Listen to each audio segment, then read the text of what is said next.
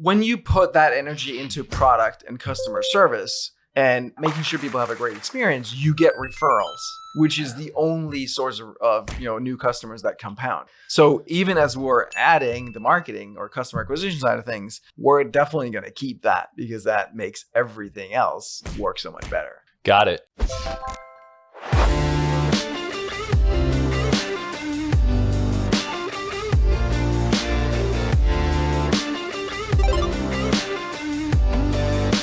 Calvin Correli, thanks for hanging out, man. Thanks for having me, man. Absolutely. It's good to see you. You are in town for Baby Bathwater, yes? That's right. Interesting group. Yes. Interesting group of people. Good events. Did you have fun? I did. Yeah, I had fun. This time I'm getting better and better in doing these events. So this time I didn't feel obligated to actually be part of the group or the events the whole time. So I just pull back and get some work done and do some, have some meetings, do some other stuff. Yeah. And then just re-enter the group when I wanted to. One of the things that I find interesting about that particular group, so there are all these, for Framework, there are all these sort of CEO entrepreneur groups out there, and they get dubbed mastermind groups. It's a terrible label for them, really, because it's like they're just events, right? Where you get to talk to people that are hopefully established entrepreneurs, and they all have different filters. And the filter for Baby Bathwater is really just the two founders and whether they think that you're a jackass or not. Or they think you're really interesting, right? So one of the founders, Lovitch, is a outspoken, irreverent human who I love. And one of the things he said very early at an event I went to, this is years ago, he got up day one and said, "Hey, listen, if you want to come in and listen to somebody talk, sit down and fucking listen to him talk." He's like, if you don't want to be here, get the fuck out of the room. Somebody else would like the seat. He was like, if you want to go out and drink at the bar while everybody's doing this and just talk and socialize, that's awesome. The event can be that for you. If you want to be outside working, do that.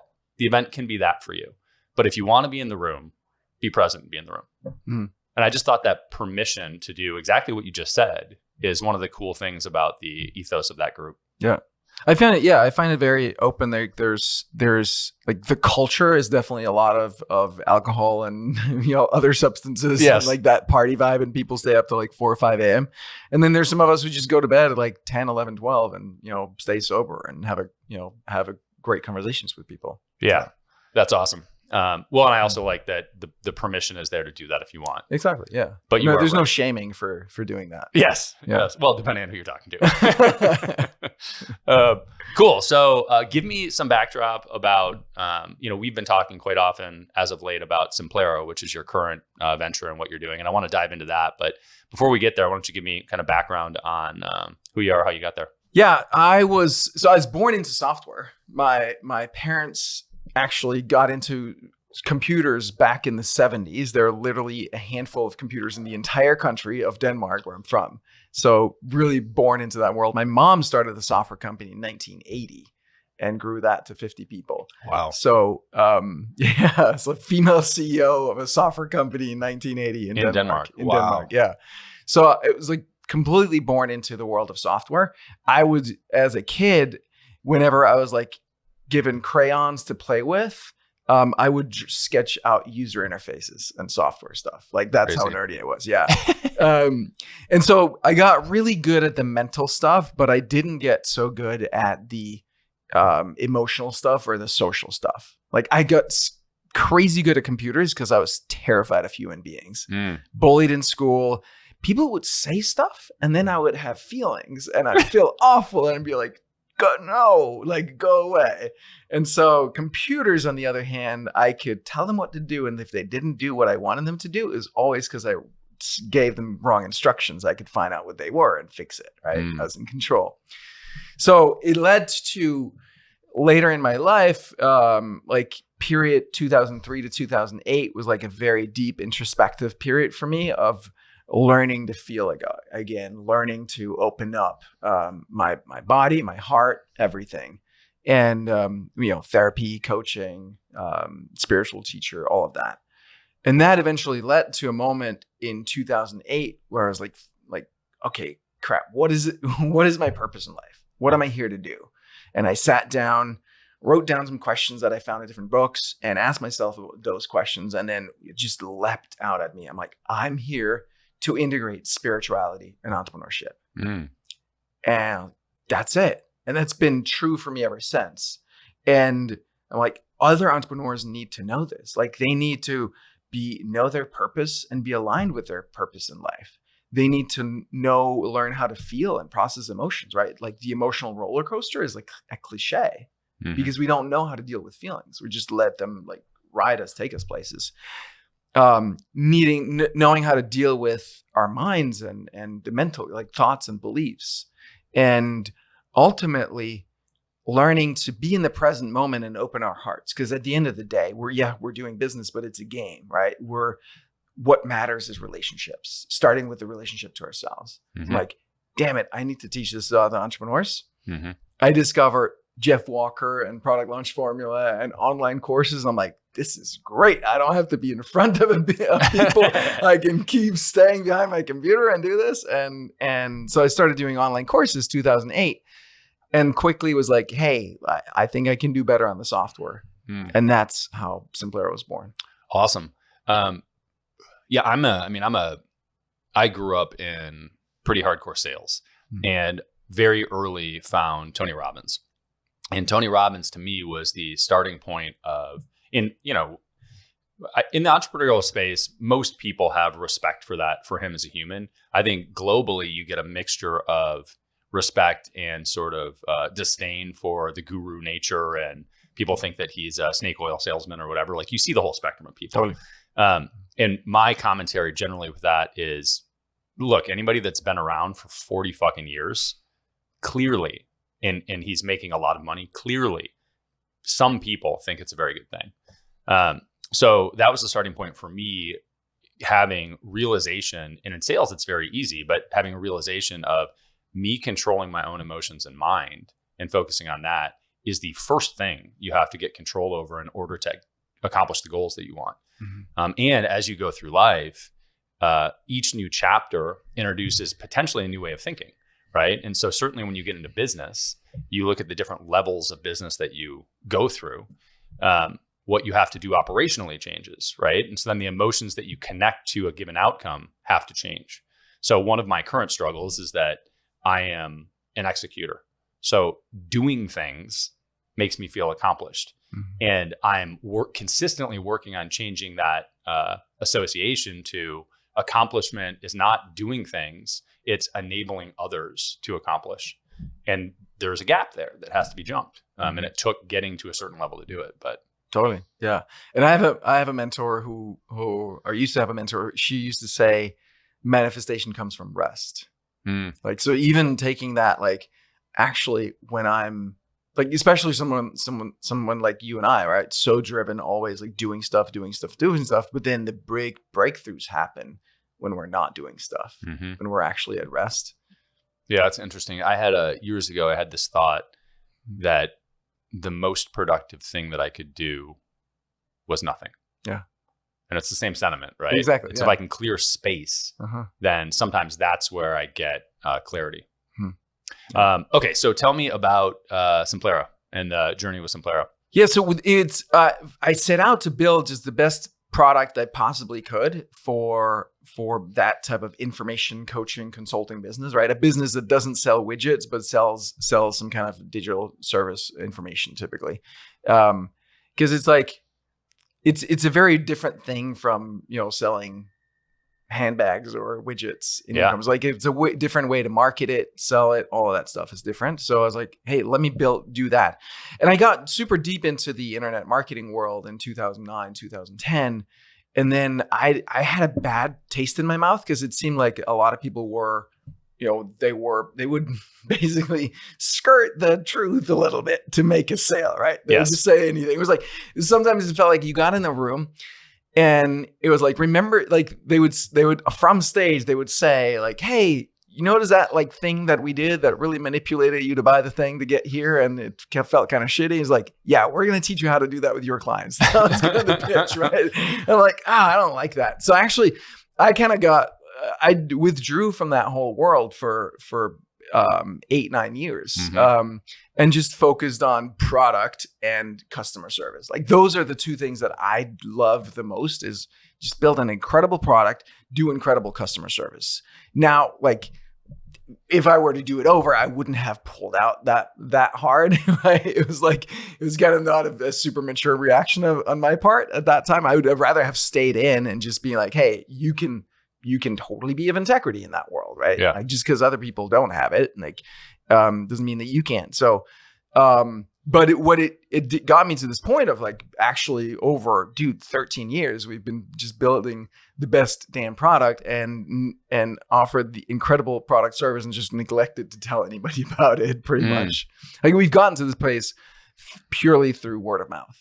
Well, so two things. One, I think there's a really important lesson there, which is you can take the good thing and leave the bad things 1,000%, right? and keep moving. Exactly. And I have the same knee-jerk reaction as but for me, it's with people. When I see somebody that I respect and then they do something that is out of alignment, historically, I would just sort of discard them. I'd be like, well, clearly they're full of shit. Right. And as I've gotten older and more mature, and actually business has facilitated this, I have adopted the viewpoint of, okay, well, they maybe don't listen to them about this thing, but they're still great lessons and they're still a great person over here. Totally. Right. Exactly. Like, just, you don't have to take everything from anybody. Right. Ever. Yeah. Look Just for the one thing. Take what you can use. And Totally. Yeah. So number two is what Simplero is. So in simplest form, you can add context to this. This is my understanding. And then we'll talk about marketing, because my understanding is going to be a product of the marketing or lack thereof. But Simplero, as far as I know, is sort of a CRM, shopping cart, marketing automation tool for people that are coaches, consultants, and selling information. I think that's pretty perfect. Yeah. Nice. I love it. Yeah. The way I've started explaining it most recently is in terms of what it is, right? Is CRM plus payments plus courses or content and community. Love it. In one box. Great. Love it. Which is why we've been talking a lot more lately, because we have a huge chunk of people that fit squarely into that wheelhouse, right? That are selling information, doing courses, et cetera, at Easy Pay Direct. And on that note, right? So this is where, again, because I'm a product guy, like, I didn't realize that it's kind of a pattern of my life of like, I'll go into a cave and then I'll work hard and stuff, and then I'll come up and look around and be like, where's everybody else? Like, gotten from feeling inferior to being so far ahead of everybody else. I've done that over and over again. And here with payments, it turns out that we've built, apparently, like, probably the most powerful payments engine that exists on the market. And I didn't know that that's what we did. I just built it based on customer feedback and just me being an engineer and a product person, and be like, okay, what does it need to look at to be powerful? Yeah. And for clarity, in this case, we're talking about sort of what makes it powerful is the flexibility in recurring payments. Or installment payments. Right. Yeah. So the ability to break apart exactly how you run the transactions, when, why, et cetera. And I'll outline some of that. So specifically on the payment front, one of the challenges that anybody with a high ticket product or a subscription, I think these are kind of the two boxes that this is most relevant for. They're limited. Actually, trials are another one. Like, hey, test this, and then we're going to change the pattern of payment later. Like, here's a $1 trial, and then 10 days later or 30 days later, we're going to bill you whatever. Those rules are very rigid in almost all platforms. They'll say, yeah, we do recurring payments. And you can either bill people monthly or annually. And like, those are your options, right? Or you can start it on this date and you can skip a payment, but they're really structured and limited. And one of the things that one of our clients brought to our attention was inside of Simplero, you have the ability to, like, you can set a schedule for a monthly payment, and then you can go in and say, yeah, but this third payment, we want to use a different card and we want to do it a different day of the month. And you can just modify, and you see the whole payment schedule in front of you right there. So it is definitely a cool user experience for them and cool UI. Yeah. Yeah. And I didn't realize this was a problem. Right? So yeah, you can do trial however you want, however long you want, like, you know, 4 days or like 18 days, or like, it doesn't matter, or recurring billing in different, like, it's 97 a month for the first couple months, and then it drops to whatever, or increases, or you can do like any sequence of payments in a payment plan. You can define that all that stuff up front. You can do a custom plan for a given client, and the sales rep can easily do that themselves on the fly. And then on the accounts receivable, just like you said, change all the payments that, like, for a given client. Yeah. If you need to, and we'll still keep track of all of it. Yeah. So this is a good segue, because the reason that almost all recurring billing products are shitty is because, or limited, I'll say, is because most software developers, and we get software companies at least once a week that are looking for EasyPay Direct to do the payments for their platforms. So we have these conversations over and over and over and over about integrating payments into a platform. And so I'm speaking from a lot of experience with this. Most software developers take the laziest possible approach to integrate payments. And so what I mean by that is they'll take, and it's actually why Stripe has become so popular, because they look at Stripe's SDK, which is the software development kit, which, for those that don't know, is basically a bunch of snippets of code that you would put all over your product that would leverage Stripe's recurring billing, right? And Stripe's rule set. And then you're limited to whatever Stripe's rule set is. And the same thing is true with most payment providers, because they're not out to have a super robust, flexible, different option. They just want to facilitate the payment. So when people build these integrations, they're either doing that and leveraging like EasyPay Direct's recurring payments, which are functional, but not nearly as robust, right? Or Stripe's, same thing, functional, but not super robust. Or they can build out the whole thing themselves. And then every time a payment needs to fire, they just request one specific payment. So they're not leaning on our recurring engine, they're building their own. But it takes a tremendous amount of additional time to do that. So developers don't do it. So it's really uncommon to see that. But I walk through that as a segue because at the core, you are a product person, as you mentioned. So I want to talk about how you build the product and how you structure it, because I think we've gotten into an era where so many businesses are dependent on technology, and more entrepreneurs are looking at where is the technical element that I can integrate. And so you're ending up with more and more non-technical founders that are trying to build software. Mm-hmm. And so building software is a bitch. And it behooves you to have some structure and idea of what the fuck you're doing. So how do you approach, like, what does your team look like right now?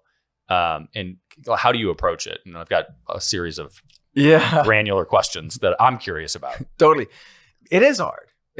All right. So we have 6 engineers right now. We have 2 designers, 1 QA person. And then I'm the product owner, the product visionary, the product manager. Like, we don't have any product management right now. One of the challenges for me has been that, like, for me, it always came natural because I've been doing it my whole life. Mm-hmm. And it took me a while to realize it doesn't come natural to other people to do what I do. So I was like pretty much the only person writing code for a very long time, until I found this one guy who was genius, and he took over, and his brain kind of worked like mine. So he did really good work, and he basically took it over.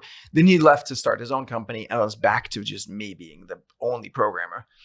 Then when I finally solved that and figured out how to hire good programmers, I didn't give them the direction and the leadership that they needed, because I didn't realize that, programmers don't think the way that I do. Oh, right? Interesting. Because it's like, I know the business, right? I've been in the information marketing since 2008. I know that very, very well. I've been doing software my entire life. I've been, head of user interface. I love user experience and user interface. I've been studying that for years and years as well. And I'm the engineer, right? So I put all of that together in one head. But you get an engineer, they don't know user interface. They don't know the business, right? They don't know the business, the information marketing world. Right. So, and then I had a product manager for a while who I made the mistake of making head of product. He was a great product manager, but then I elevated him because I looked at an org chart. I'm like, hey, we need a head of product. And all of a sudden he was making decisions that he wasn't qualified to make because he doesn't understand the business use case the way that I do or the engineering. So right now it's me doing that. And I'm very, very good at it. So I can do it very, very effectively with minimum time. But what it is that it's listening, always listening to what people say they want or need, and then figuring out the right abstraction. And for us, we always think about like making it simpler. Like, and it's really taking the time back to what we started about, manifestation comes from rest or like not doing stuff. Wait till you know the right abstraction before you start implementing. Beyond a Million is brought to you by Easy Pay Direct. If you're an entrepreneur and you are still using a product like Stripe or PayPal to accept payments, it is time to find out why the largest names in your industry would never consider doing that. Check out easypaydirect.com/BAM to find out more. Let me break apart this concept of abstraction and see if I understand it so other people can. When somebody, and this kind of ties to the notion of Henry Ford's famous quote, which is to the effect of, if I asked people what they wanted, they would have said a faster horse, right? When building a car. So the car in that case is the abstraction of what they're after. And what they're after is what they tell you is not necessarily literally what they want, but somewhere built into that statement is conceptually the outcome that they're after. And in software, and how you phrased it, you're using the term abstraction. Is that fair? Okay, cool. So you're thinking like somebody says, hey, this checkout page should do this. And your thought is, let me take some time and figure out what they're actually trying to convey to me and what problem I can actually solve. Right. Is that exactly? Is that yeah. right? They'll tell you like, I want a checkbox here, or I want this feature or whatever. And then you have to ask like, well, okay, what's the context? What are you actually trying to solve here? What is the problem? And really drill into that. And then you can be like, okay, good. Now I understand that. What is a more general solution that I come up with that's simple, that solves this problem and other related problems and doesn't, screw us in the future? Because it's very, very easy to build a ton of stuff. Oh God. And now you have to maintain it. Yeah. Right? Now you have to like, now if we add this one, it screws us over here. And it's incredibly easy to do. So like now I don't let anyone tell my engineers what to do on anything unless it passes through me, unless it's like a quick, obvious bug. That's fine. Go fix that. But anything else, like I need to make sure and that we get the right solution for the problem. And then I coach my team to be able to do that. I'm going to hire a product manager, obviously. No, well, yeah, so soon, right? But yeah, I want to talk about that structure and framework because I think that it's something that when you dive into software, people don't have any grip on at all of how the team is supposed to be structured. But this idea of adding one thing on top of another, you end up with sort of a Frankenstein structure. And the term that I am becoming more and more familiar with is technical debt. So once you put these things in place, you don't have any choice but to maintain them or get rid of them. So yeah, it's or refactor and simplify, right? But now if you have customers that are depending on those features working that way, that becomes a whole process of like, okay, now we can't just change it. Maybe we need to work with them to migrate off of that. And there's a lot of work involved in that. And that work pays off. Like I pay that price so that we can simplify the code going forward, right? But it is a price to pay. Okay, so let's talk about the structure. So you started you mentioned some titles that if you are a smaller entrepreneur and you're certainly just starting out or multi-7 or even into 8 and multi-8, I guess it's more of a product of how deep you are into software development, but people don't know product managers, right? And the difference between a product manager or a project manager. And I didn't either, right? So a product manager is essentially the person who figures out what needs to be built. So the product manager works with designers and customers, et cetera, to find out what needs to be built. And also engineers, right? Because like how complicated something is to build is an important factor of our decision of what to build. But that essentially is what they do. Product figures out what to build, and engineering figures out how to build it. So that's the distinction. And again, for me, I was always the engineer who also figured out what needed to be built. And I didn't realize that was a whole separate career path for people. Yeah. And then the other piece was that like head of product thing. And I think that's more general, right? If you have someone on your marketing team or sales team who's a great individual contributor, now you make them head of that department. Because like me, I was looking at an org chart and be like, there's no one there. So right. That's usually not a good decision, right? Right. Yeah. So in our world, so we have a 5-person internal development team, and we largely are building tech for our onboarding, so our internal staff. Most of our technical effort goes towards our internal staff and analyzing data. And, we're dealing with a tremendous number of transactions. Like there's just a lot happening in there, as you are with payments, right? In the payment engine.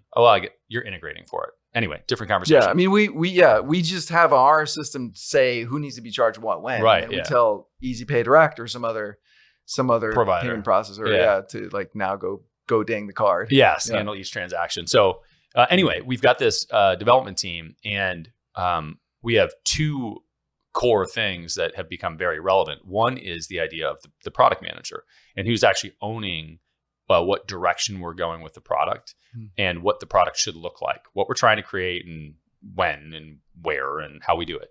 And then they're working with the engineers on a routine basis, the software developers on a routine basis, to iron out the best way to do that and say, well, the way that it's being built currently, does it align with what we're actually trying to accomplish?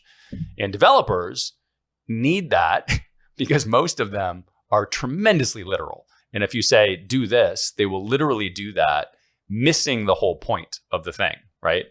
But what we have lacked and what we found over time that was so necessary was a project manager. Mm-hmm. And that's somebody that just keeps things on course and says, hey, are we on track with this? Did you do this? Did you add notes, right? Did you comment things out? Is this being managed the right way? Do you have a project manager? Are you the project manager? How do you make sure that things get done? Like what methodology do you use to create the software? I don't have an official project manager. I have some people on my team, my QA person, Liz, I lean on her to do some project management. My number 2, my chief of staff, does some project management for me there. It's a good idea, but what I do, like I might need to hire a project manager actually. It's not a bad idea.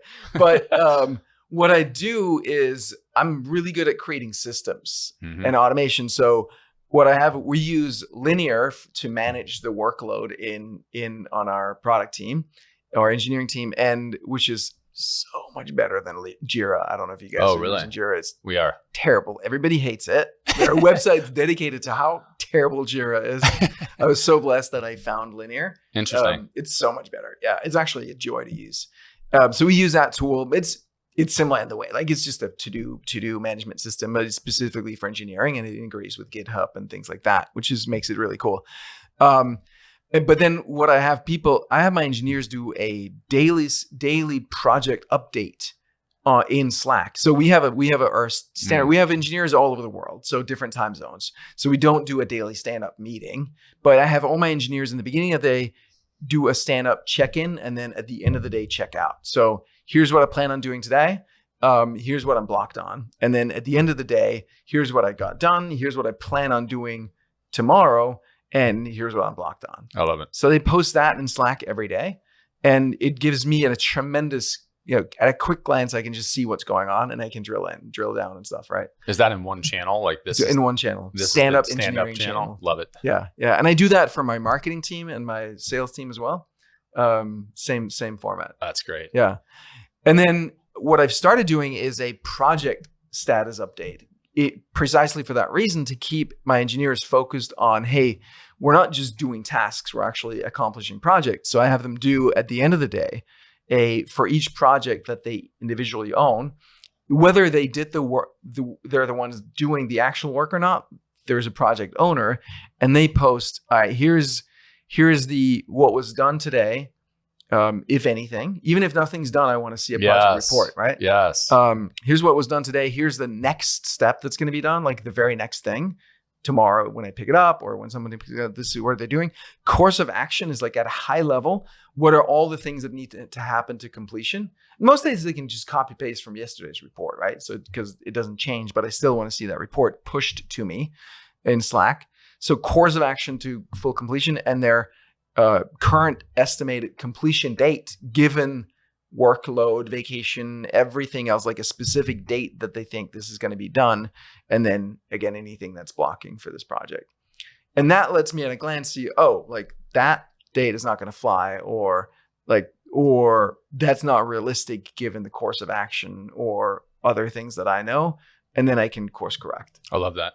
So I want to ask you about kind of overarching planning for this because you just went into it, but I also want to highlight when I think about, you hit on all these things. When I think about project management, we live inside of Asana, which I have mixed feelings about, but is functional enough. And honestly, the pain of moving is the thing keeping us there. Classic. Yeah. But I think about the purpose of project management tools for me is describe definitively what it is we're trying to accomplish, have visibility from all parties involved, and have accountability. And there is one owner and one date associated, and that owner is responsible for that date, whether the dependent tasks are theirs or not.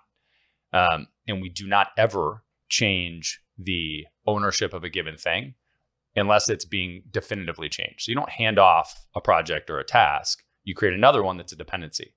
Because that prevents people from throwing the monkey on somebody else's back. There is not a situation in our world where it's acceptable to say, oh, well, I'm waiting on blah, blah, blah. That's why it's past due. No, this is your date, your deadline. And inside of the construct of project management, that's it. One person, one date. Everything else, that's full accountability. I love the check-ins on Slack or whatever mechanism you have, but that visibility, even when there's no progress, is so important. Because that visibility element of project management, if you don't look at it, it's not valuable. Mm-hmm. And so if you force people to give a check-in and just say, yeah, we didn't do anything on this today, we were focused on XYZ, fantastic, right? Yep. That's great. No, I know. But we don't want to lose visibility of it. Yeah. Yeah, that's super cool, man. And for me, most of these projects, like Linear and Asana allows you to set a weekly cadence where you get project updates to you. I want it daily. Like for me, it's just not. I love that. Yeah. It's not, a week is like too long. Yeah, totally. Right. To not know that we're off track or something's going on. Yeah. Also, if a week passes and there's an oversight and somebody doesn't give the update that week on the, oh, nothing happened here, then that can turn into 2, 3, 4 weeks because it just falls off the radar. If it's every day, it's easier for people to maintain that top of mind mentality for something. Mm-hmm. And we use Asana for actual project management, but we use Jira for all engineering related projects. Until now, maybe Linear, which by the way, when our CTO hears this, he, unlike me, is immediately checking out all new things. He's always digging into anything new, and it's a distraction totally at times, but it's also the way that you uncover huge competitive advantages. Mm-hmm. Right? It's like, oh shit, this new thing came out that solves all these things we've been struggling with. Totally. It warrants time. Yeah. Right. One thing I want to add is the creative process that I think a lot of people overlook. When it comes to product, software, engineering, it's a very creative endeavor, like on every level, both in terms of product, what do we build, and engineering, how do we actually implement it? Both are very creative endeavors. So it's important to, when you project manage it, you can't just push, because then people are just going to do whatever the best idea was at that moment. Mm-hmm. So being willing to be like, hey, we really want to get this done. I just haven't figured out what the right way is yet. So I'm not going to move on it. I'm going to let it steep. I'm going to let it sit. Yeah, I would love to be able to complete this right now, but I'm not going to complete something where I don't have that feeling in my gut, like that clarity that this is the right way to do it. I love that. Yeah. I mean, look, there are a lot of directions we could go with that, but in general, how do you approach that from a management perspective? So let's say you have this project that you're trying to pursue. You've got some clarity and outcome. And as you start to go down the path, you've got a list of independent tasks to accomplish that end goal. Does an engineer just not work on the thing while they're thinking about it? Does the deadline move? Is that part of the daily update in Slack? Mm-hmm. How do you interact with that relative to the creating the space to have flexibility to change? Yeah, so that particular thing is mostly where I'm involved, right? That's my role, is to figure that out, because they don't really have, the engineers don't have the. There might be something that's purely engineering related, but most of when it gets to engineering, it's pretty clear what needs to happen, or they'll start down some path and I'm like, no, this is not the right way to go. Like, something about this feels off. Like, let's explore some alternatives, and I'll give them some ideas, or have them come up with some ideas, or I'll just be like, go in and pull up the code editor and try some stuff out. I literally did that yesterday. They were like coming up with a solution. I was like, no, too complicated. There has to be a better way. So it mostly happens at that level that involves me. Let's back out to kind of overarching goal setting, planning, longer time frames for projects. I want to add to this is like, again, I've been so focused on my own product and customer service and my own business. Like, I recently started opening up and looking out at what other products exist. Yeah. And I'm like, it just like, it dawned on me. I don't know if this resonates for other people, but I'm like, holy crap. Like, I'm really world class when it comes to creating software. And I didn't know. Yeah. I had no idea. So it's kind of exciting to to experience that. Well, we definitely have gotten really good feedback from a few noteworthy clients that use the platform that are raving fans. And it is hard to create raving fans for any software, but specifically a software that has the complexity necessary to run a business. So I can say that about your product for sure. So how do you create that is the question, right? So we talked about sort of granular task management, the team that you have in place for it, backing out a little bit to saying, hey, this is a particular project we're trying to accomplish, which might be building a feature into the software. But how far out do you plan? And do you run on an agile methodology? Like, what's the framework for the development cycles? What does that look like? So I have the sort of the master vision in my head of what the product wants to become, which is not like necessarily super detailed, but it's more directional. And I communicate that with people, but I don't expect them to hold that vision to that level that I do. But it's kind of always evolving in my head. So that's the long-term, high-level version. And then when it comes to the actual work that we're doing, I've mapped out the next, let's say 2025 projects in linear. And then we're addressing, we're working on probably 10 of them in parallel, because some of them are just like, okay, get it done. And others are still needs some of that creative time of figuring out what it is, of becoming clear. Then we're not using any formal agile frameworks or methods. Interesting. Yeah. I find that it's just actually being agile, right?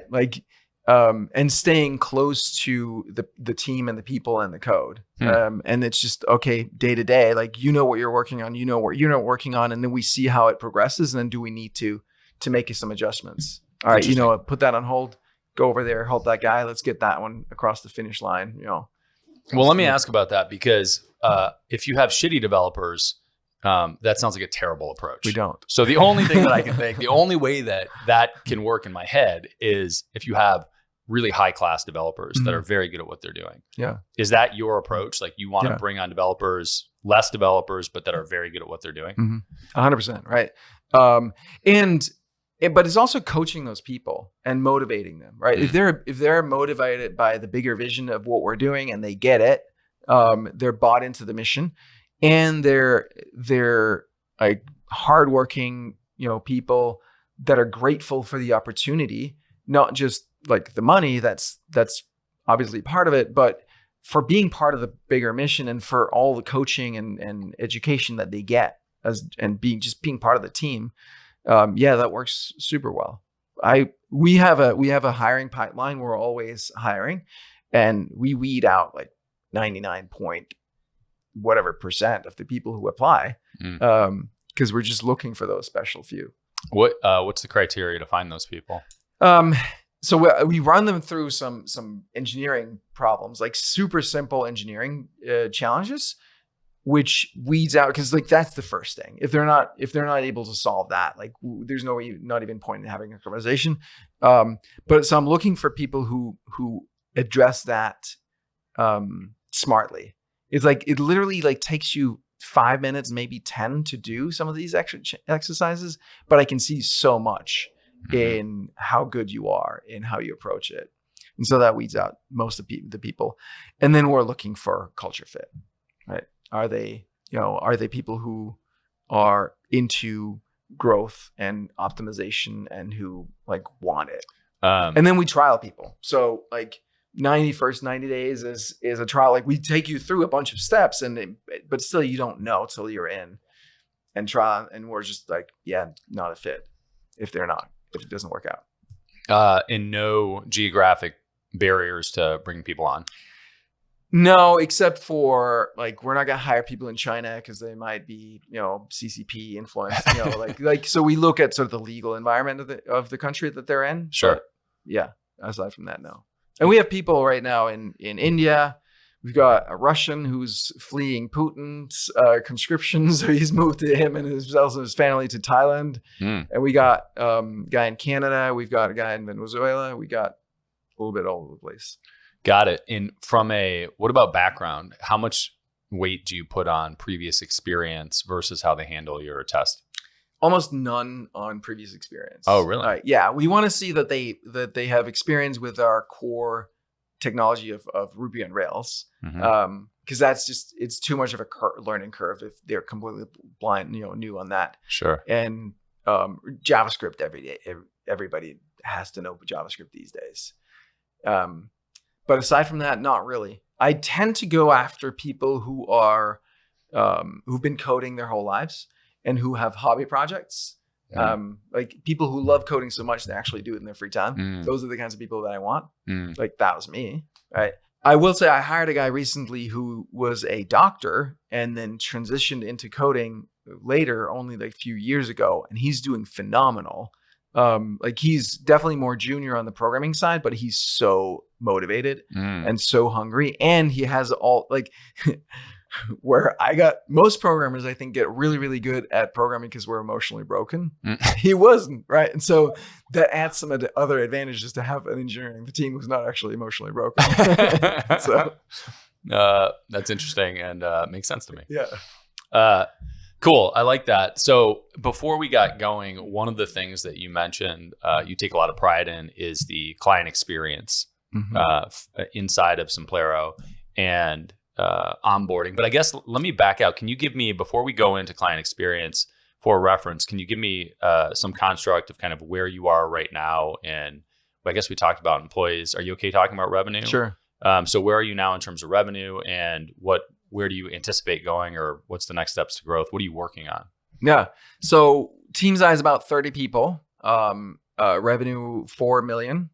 And my focus right now is building that customer acquisition engine that allows us to consistently get customers, because we're virtually unknown in most of the world. We're more known in Scandinavia, where I'm from, just because that's where I started and had the biggest network. And so more people heard of us because that's the only way that people pretty much hear about us is through word of mouth. And so that's my focus now, is actually building the marketing that matches the product and the customer service. Yeah, I love that. So product and customer service have been the focus forever, basically. You grew up a developer in a software company. So that makes sense that that's all you're doing. And now you're embarking on a journey to actually market the product, which you have not been doing. Yeah. All accurate? Yeah. Yeah. Well, I think that's also a really great lesson for certainly the people that are sort of just at the, obviously the audience are people that are in that space and leveling up. And there are definitely people that are brand new entrepreneurs that listen. And at sort of every threshold on the way to that number, people look at it and think, what am I supposed to be doing right now, right? Do I have to have, everybody wants to have this perfect system. I shouldn't say everybody. A lot of people have in their head this notion of other businesses have it all together and they're all perfect.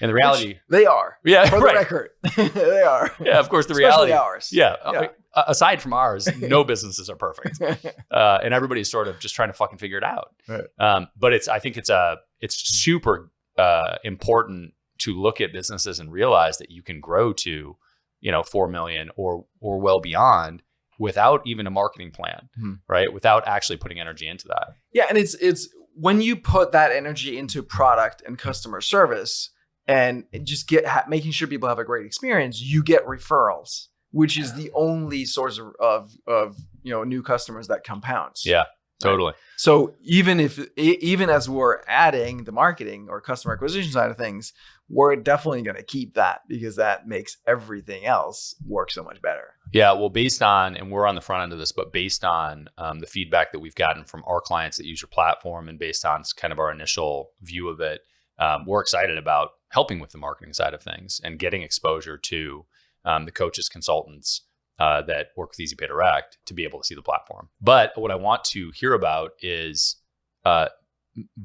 what that customer service or client experience looks like, what the elements are, how you built it, what's great about it that allowed you to functionally get your business to a notable size without any marketing. Mm-hmm. Yeah. So in all honesty, actually our onboarding experience wasn't that great. So new customers come into the platform. It has all of these features and tools and it's like, I don't know where to start. So that problem we haven't been that great at. What we have been outstanding at is whenever people reach out, we treat them really well, right? We listen carefully to what they're asking for and we give them a thoughtful answer. Oftentimes record a video showing them, hey, here's exactly what you need to do and all of that stuff. And it's kind of simple stuff. It came from me. It's like, first of all, I'm someone who just personally, I derive so much joy from just being of service to other people where it's not transactional, but I just know that I'm making a positive difference in another person's life. That gets me off. And if I can really relate to that person on the other side and be human, that I enjoy that. Flip side, I enjoy receiving great customer service also, right? So it's really something that I'm passionate about. And so in the beginning, it was me doing that customer service. And I would just be like, hey, Brad, that makes sense. Yeah, I see what you're saying. You know what? That's actually a little confusing how the product works. Let me go change that. And then write back and say, hey, now I changed it, right? And so, and we like to do that whenever we can of like, hey, if there's something that you're struggling with that's clearly something that is just unclear, we could do better. Or it's a great idea and it's a small effort to implement it. We can do that right now in like 30 minutes. Like, let's just do that. But the whole thing is about empowering the people on the team now that it's not me doing it, but empowering the people on my team to relate to our customers as a human being. And it's not natural for most people to do, right? It's weird. Like once you start to speak on behalf of a company, people want to start talking like, we apologize in advance for any inconvenience, like talk like robots or something. Yeah. And yeah, it works. Yeah. We have a theme in our office, which is be professionally relaxed. And it starts from the beginning of training and is the through line because the last thing that I want to be as a financial institution is perceived as a financial institution. And actually, let me say that a different way. I definitely like the perception of a financial institution, but I want sort of fintech, not traditional banking. Right. I don't want the stuffy canned responses. Totally. Right. And nobody really wants it. What people want is nobody. Does, right? What people want is respect, comfort in knowing that there's credibility in the response. People know what they're doing and that they're going to be able to take care of you. But then they want relatability, right? They want somebody that they can just communicate with. Yeah, I love that. So and empathy, right? Like, hey, like people write oftentimes when they're angry or frustrated or scared, and seeing that, like, and usually if they come off as angry, it's because they're scared underneath. or some other emotion. So just acknowledging that, like being, seeing through that surface to, hey, there's a person there that's actually really struggling. Let's see if we can help them, feel heard, seen, respected, calm down, so that we can, but not in a patronizing way, in an empathetic way, so that we can solve the actual problem here.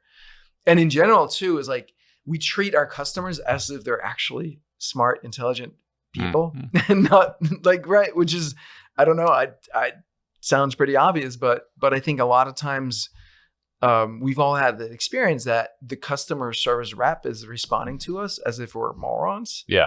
Right. And like, like, no, yeah, I tried that. Right. And if it had worked, I wouldn't have reached out to you. Right.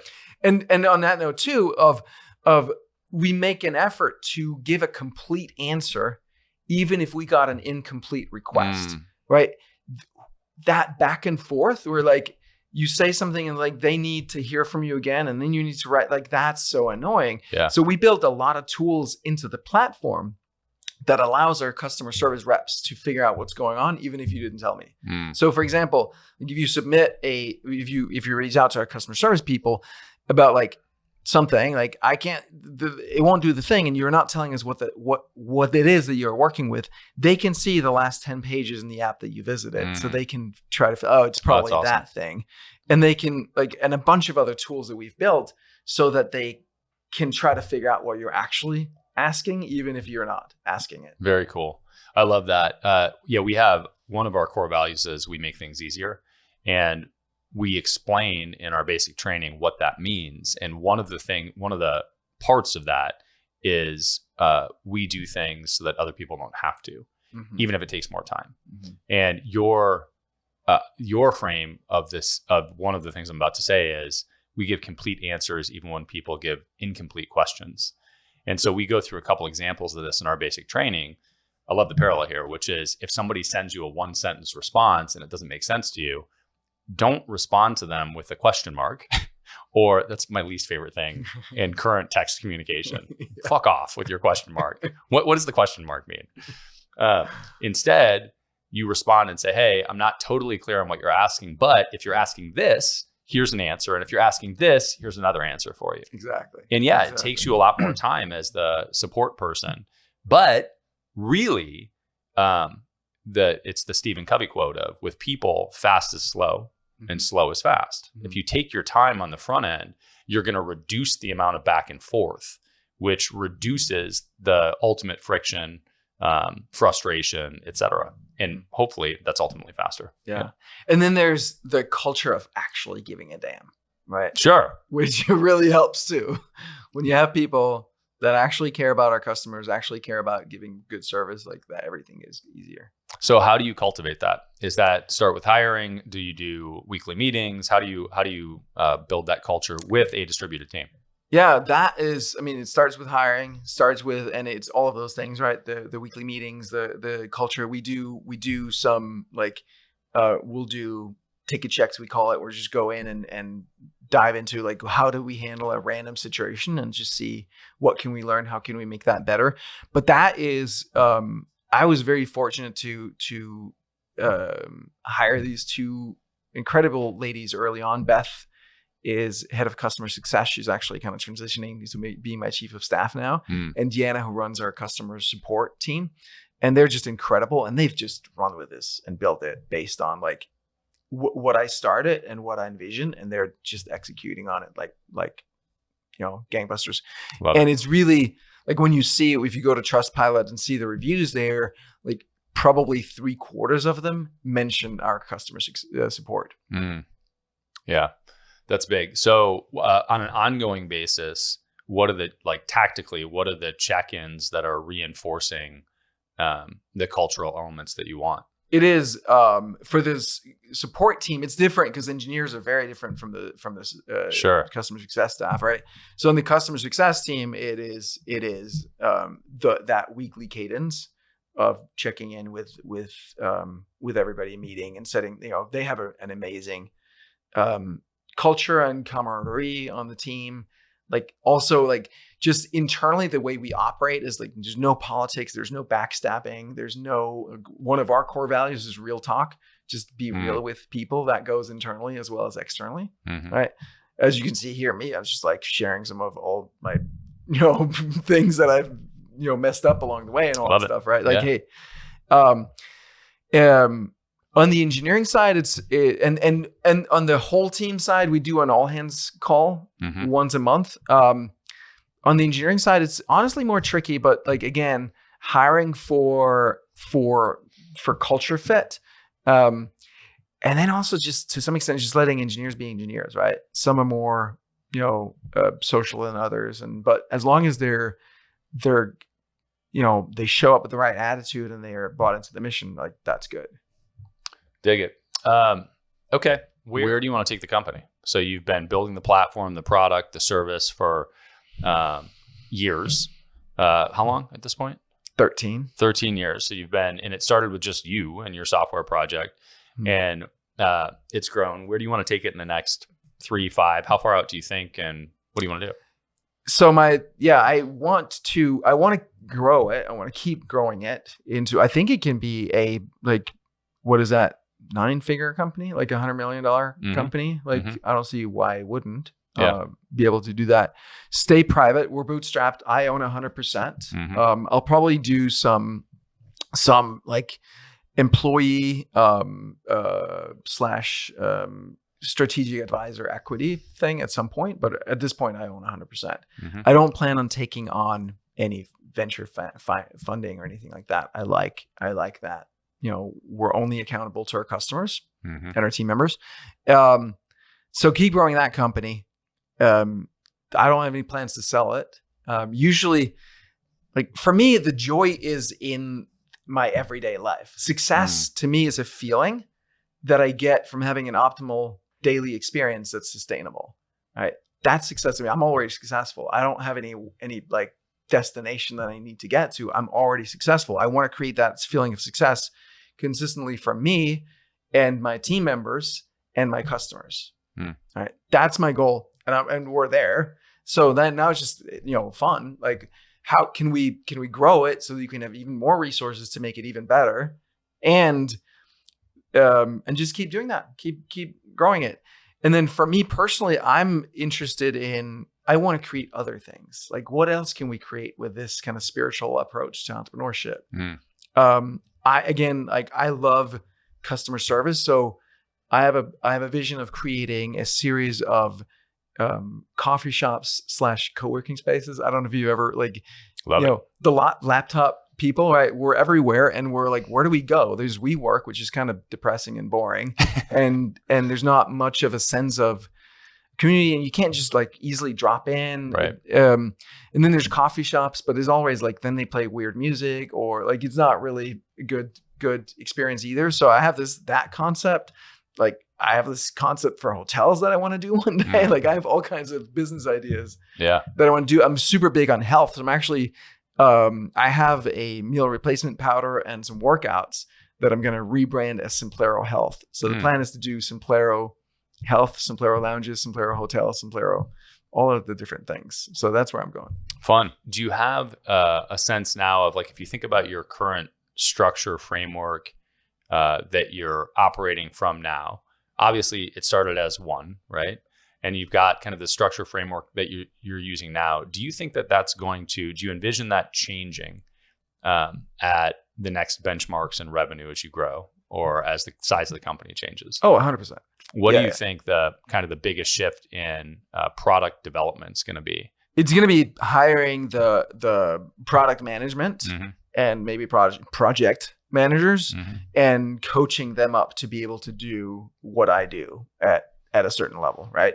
I think if you look at a company like Facebook,